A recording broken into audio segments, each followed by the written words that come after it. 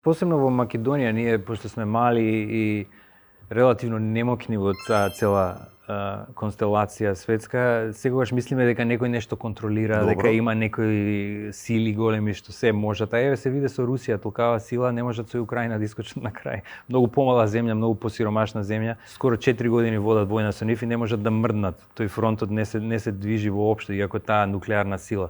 Така и во сите области, мислам, ја еве над 20 години се бавам со минарство, сум се запознал со премиери, со претседатели, со шефови на тајни служби, разговарав за мојата книга со шефот на СИА, што беше тогаш Уилям Бернс. Разговарав со директорот на СИА, што беше надлежен за Европа кога експлодираше Nord Stream. Доста се зближив со него и потоа му кажав дали имавте вие нешто со ова.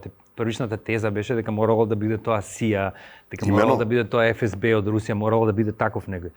И тој вака ме погледна, вика, ти знаеш ли ја што работам по цел ден? Вика, ја цел ден се бавам со политички коректни некои теми, правиме тука некои кампањи за вработените, за мултиетнички, за мултирасни, за мултисексуални. Вика, ти мислиш ја ако отидам да им кажам идете у Германија, експлодирајте, вика, тоа време заврши, вика. Ти мислиш уште Никсон е президент. Тоа во 70-тите го правеше ЦИА, сега е тоа политичка коректност и така натаму.